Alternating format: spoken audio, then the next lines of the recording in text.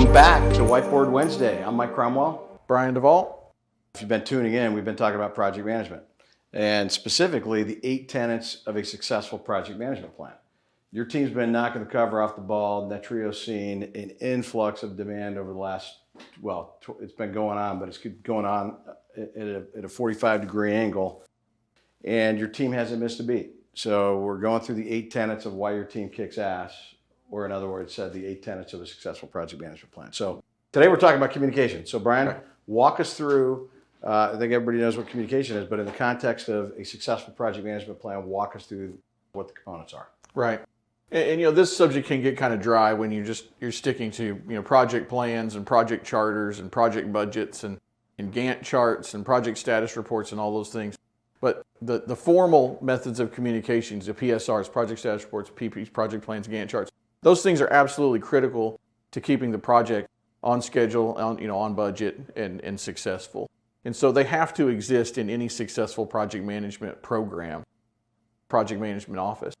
But you also have other forms of communication that are important throughout the course or the duration of the project's execution so that the team can stay up to date, so everybody knows what's going on and people are in the loop, so to speak. And so, I find myself having a lot of informal conversations as well, verbal conversations, even text. We interact as a team sometime with text threads. That's not out of bounds by today's standards in business landscape, right? So really, from a project management perspective, it's any means necessary, right, to communicate with the team. But definitely stick to your formal reports and the schedule that you defined up front. Remember we talked about we're going to produce them at a certain interval and at a certain frequency and to a specific audience and how important all those things are. So you got to stick to those standards you set up front.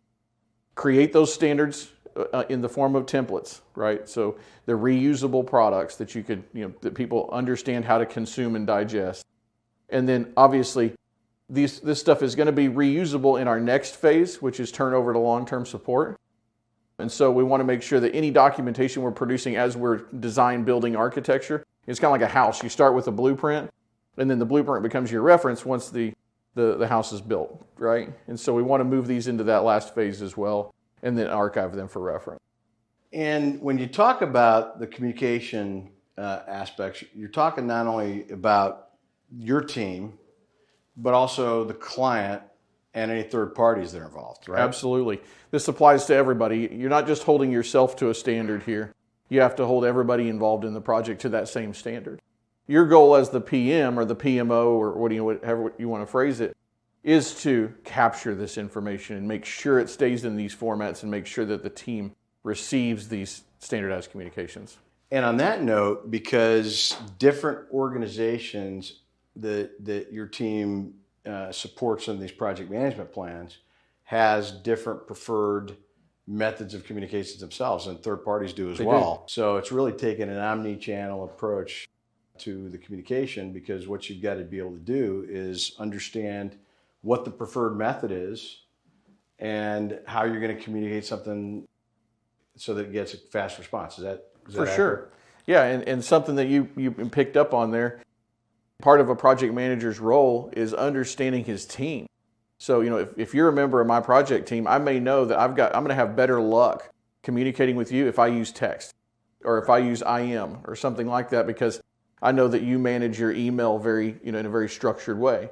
And so if I'm looking for a quick answer, then I need to have a good enough head on my shoulders to say, I know Mike prefers this method of communication. I need this information back quickly, so I'm going to use that. Or if I don't need it back quickly and it needs to be more structured, I'll use one of these formal methods of communication.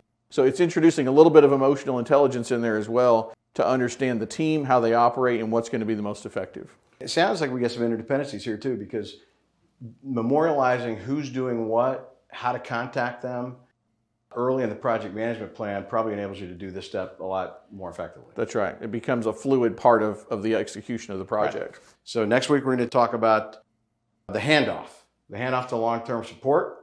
Project management plan's done, project successfully implemented, and now going on to lifecycle management. Now what? Yep. So look forward to that. So stay tuned for more. And since we're coming up on the end of Whiteboard Wednesday project management series, if you'd like to hear us talk about some other topic, Leave comments below, send us a message, and look forward to hearing from you.